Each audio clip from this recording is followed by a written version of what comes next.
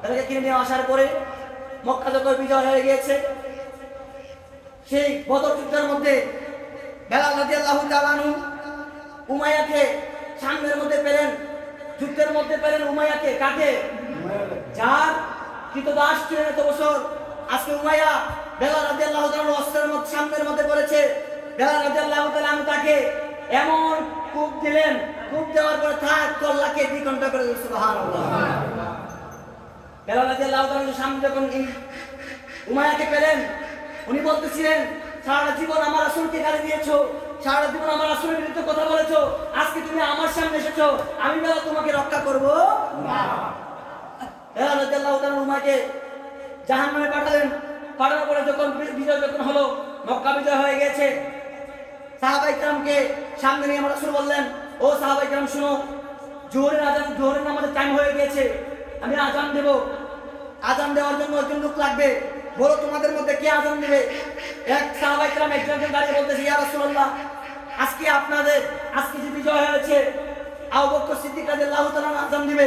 কেউ বলতেছে হযরত উমর রাদিয়াল্লাহু তাআলা আযান দিবে, কেউ বলতেছে উসমান রাদিয়াল্লাহু তাআলা আযান দিবে, কেউ বলতেছে আলী রাদিয়াল্লাহু তাআলা আযান দিবে। সবাই সবার মতবাদ সব মত দিয়েছে। আমার রাসূল সাল্লাল্লাহু আলাইহি ওয়াসাল্লাম নীরব হয়ে গিয়েছেন। আমার রাসূল সাল্লাল্লাহু আলাইহি ওয়াসাল্লাম আল্লাহর দরবারে বললেন, ও পূর্ণাধিকারী আলম, আজকে সেই মক্কা বিজয় হয়েছে, কাবা শরীফ আবার আমার হাতের মধ্যে এসেছে, আজকে কে আযান দিবে? আল্লাহ পাক আপনি এই কথাগুলো বর্ণনা করে দেন। সুবহানাল্লাহ।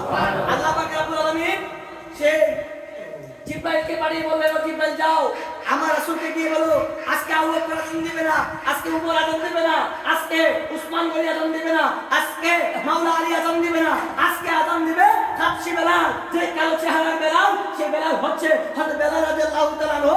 আজকে এই মক্কার মধ্যে সর্বপ্রথম আযান দিবেন। সুবহানাল্লাহ। বেলাল রাদিয়াল্লাহু তাআলা আযান দিলেন।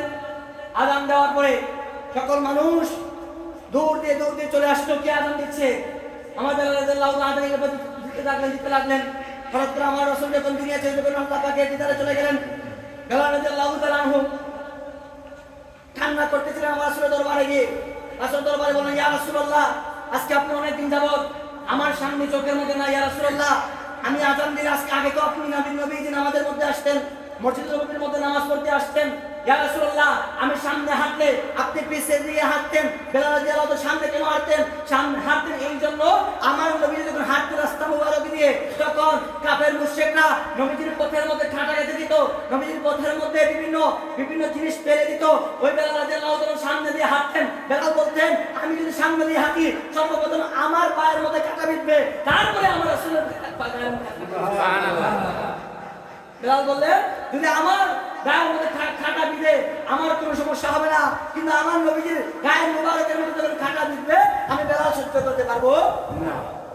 বেলাল রাদিয়াল্লাহু তাআলা সামনে হাঁটতেন। বেলাল বললেন, ইয়া রাসূলুল্লাহ, আগে আমি সামনে হাঁটতাম, আপনি পিছনে মুবারক দিয়ে আসতেন, আগে আমি আযান দিতাম, আপনি মসজিদ নববীর মধ্যে নামাজ পড়তেন, ইমামতি করতেন। ইয়া রাসূলুল্লাহ, আজকে আমি আযান দেব, আপনি তো ইমামতি করবেন। ইয়া রাসূলুল্লাহ, আপনি আমাকে অনুমতি দিয়ে দেন, আমি মক্কা ছেড়ে আমি সিরিয়ার মধ্যে চলে যাব। সুবহানাল্লাহ। আমার নবী অনুমতি দিয়ে দিলেন। অনুমতি দেওয়ার পরে সেই বেলাল রাদিয়াল্লাহু তাআলা আনহু সিরিয়ার মধ্যে চলে গেলেন। চলে যাওয়ার পরে 6 মাস পরে আমার রাসূল তাইকে বললেন, ও বেলাল, কত সাহাবায়ে কেরাম আমার রওজা শরীফ জিয়ারত করে, তুমি বেলাল কি মনে চাই না তুমি জিয়ারত করতে?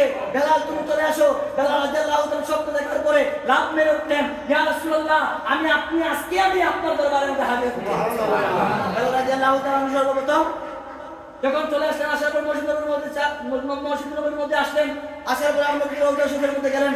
যাওয়ার পরে আমার নবীকে সালাম দিলেন, আসসালাতু ওয়াসসালামু আলাইকা ইয়া রাসূলুল্লাহ, আসসালাতু ওয়াসসালামু আলাইকা ইয়া হাবিবাল্লাহ, আসসালাতু ওয়াসসালামু আলাইকা ইয়া নূরুল্লাহ, আসসালাতু ওয়াসসালামু আলাইকা ইয়া রাহমাতুল্লাহ ওয়া বারাকাতুহু। সুবহানাল্লাহ। বেলাল রাদিয়াল্লাহু তাআলা যখন নবীজিকে সালাম দিলেন, সালাম জানানোর পরে আমার নবীজি রওজা শরীফের মধ্যে সামনে দাঁড়িয়ে বেলাল কান্না করতেছিলেন।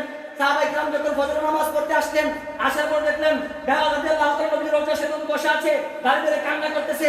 তখন সাহাবায়ে কেরাম বললেন, ও সাহাবায়ে কেরাম শুনো, আজকে কে আসছে? আজকে বেলাল রাদিয়াল্লাহু তাআলা চলে আসছে। আজকে বেলাল রাদিয়াল্লাহু তাআলার মুখ থেকে আমরা আবারও সেই আযানের ধ্বনি শুনবো। সুবহানাল্লাহ। যখন বেলাল রাদিয়াল্লাহু তাআলা চলে আসলেন, নবীজি তো দুনিয়ার জন্য নাই।